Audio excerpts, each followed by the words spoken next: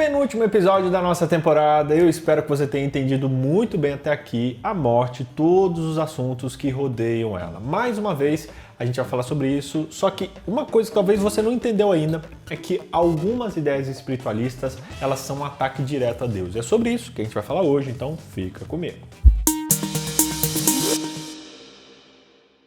Fala minhas amigas e meus amigos resenheiros, sejam todos muito bem-vindos a mais um episódio da nossa resenha semanal. Olha, não esquece de curtir o nosso vídeo, também de mandar para os seus amigos, copia esse link, cola lá no grupo da tua classe de Escola Sabatina, isso é muito importante, o tema de hoje está muito bom. Agora, essa temporada ela foi muito profunda, a gente mastigou textos, estudamos a palavra de Deus, desvendamos algumas confusões e foi muito bom a gente estar junto. Hoje não é o último episódio não, mas já estou entrando no clima de despedida, penúltimo estudo, né? Geralmente a gente acaba no 13, mas esse trimestre tem 14. Mas continuando. Nessa semana a gente vai estudar o texto de Atos capítulo 17, verso 22 a 31. Aqui nesse texto é contada a história de um momento em que Paulo está falando com intelectuais gregos, numa espécie de anfiteatro, onde todos que ouviam com atenção ali o que Paulo falou sobre Deus ser o Criador, sobre a humanidade ter que viver em fraternidade, a futilidade da idolatria, como encontrar o Deus desconhecido, o juízo no futuro, as pessoas ouviram tudo isso e escutaram com muita atenção. Até que Paulo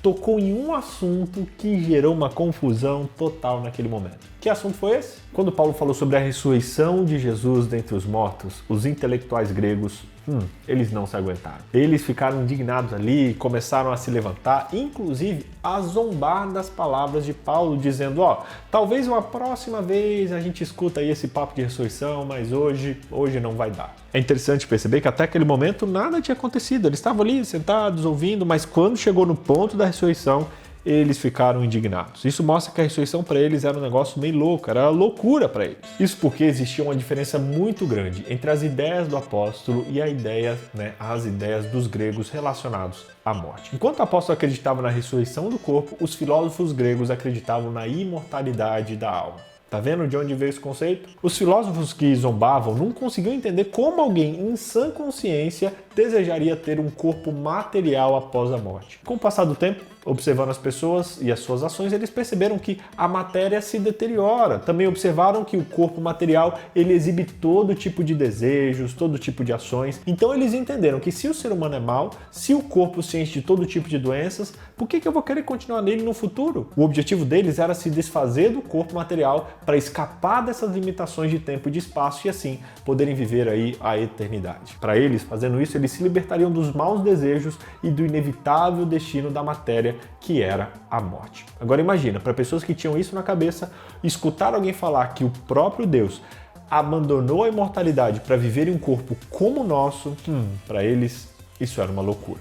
Muitas das declarações dos filósofos gregos deixam claro essa ideia que eles tinham. Platão ele concluiu dizendo que ninguém pode ao mesmo tempo amar a sabedoria e amar o corpo. Sócrates escrevia que a alma está contaminada pelo corpo e se quisermos saber alguma coisa, devemos ser libertos do corpo. Dizia ainda que o corpo é o grilhão da alma. Filo de Alexandria, um grande pensador também da antiguidade, ele disse que o corpo é uma prisão, o corpo é um cadáver. Já o apóstolo Paulo, ele aguardava ansiosamente o momento em que a própria natureza criada seria libertada da escravidão, da dependência em que a gente se encontra, recebendo então a gloriosa liberdade dos filhos de Deus. Você já parou para pensar como isso é um ataque direto à palavra de Deus? Todo esse desprezo pelo corpo, todo esse desprezo pela vida que Deus nos deu, isso é como falar, tá vendo esse corpo aqui? Esse corpo que você fez? Essa vida maluca que você criou? Isso não serve para nada, eu quero me livrar logo disso. De fato, gente, o corpo é vítima de inúmeras situações péssimas. E a vida ela é cheia de maldade para todo lado, mas esse não era o plano original de Deus. A criação de Deus era perfeita e o mal não existia no nosso mundo, ele não existia na nossa vida. Quem trouxe essas degradações foi o pecado. Então,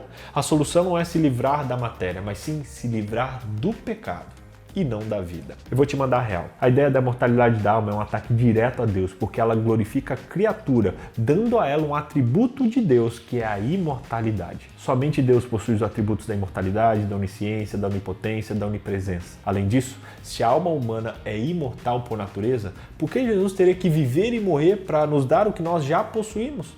Já pensou nisso? A doutrina da imortalidade da alma faz de Deus um mentiroso e de Satanás um contador de verdade. Deus disse, você certamente morrerá, enquanto Satanás disse, é certo que vocês não morrerão. E se após abandonarmos esse corpo, existe vida ainda, por que então que eu preciso cuidar dele? A Bíblia ensina que devemos cuidar do nosso corpo físico, porque ele é templo do Espírito Santo. E a saúde da nossa natureza espiritual depende em grande parte da nossa saúde, da nossa natureza física. Ellen White declara que o corpo é o único meio pelo qual a mente e a alma se desenvolvem para a edificação do caráter. Por isso, o adversário ele dirige as suas tentações para enfraquecer e degradar as faculdades físicas. O seu êxito nesse ponto tem como resultado a entrega de todo o corpo ao mal. As tendências da nossa natureza física, a menos que estejam sob o domínio de um poder mais alto, levarão à ruína e à morte certa. A doutrina da imortalidade da alma leva muitos a perder o senso de urgência e a expectativa pela segunda vinda de Jesus. Se a nossa alma vai para o céu a fim de estar com Jesus logo após a morte, por que então eu tenho que esperar tão entusiasmado para me encontrar com Ele na segunda vinda?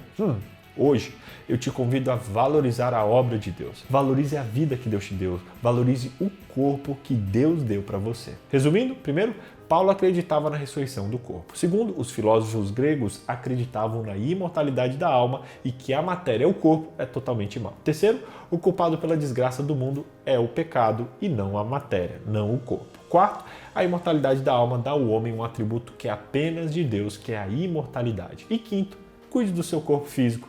Ele é de Deus e está apenas emprestado para você. Que Deus abençoe sua vida. Que você entenda que nós somos seres mortais, nós somos seres finitos. Mas o nosso Deus, que é imortal, que é infinito, se fez carne, morreu por nós, para que nós tenhamos a chance da vida eterna. Eu sei que isso é maluco, eu sei que isso é loucura, mas o que é loucura para os homens é sabedoria para Deus. Sabendo disso, aceite a graça de Deus hoje. Aceite esse Jesus que te ama, que está do teu lado e a partir de hoje viva em novidade de vida, cuidando inclusive do corpo que Deus emprestou para você. Honre a Deus cuidando desse corpo, que com certeza isso também vai te aproximar dele. Se você quer fazer isso, escreva eu quero nos comentários. Toda semana eu falo para você escrever alguma coisa porque você precisa sair desse estudo com uma decisão. E isso ajuda você a internalizar o conceito que a gente está falando aqui. Então, se você quer cuidar mais do seu corpo, escreva aqui nos comentários eu quero e vamos juntos honrar a Deus através do corpo que Ele nos emprestou e que logo, logo Ele vai pedir para a gente prestar contas dele.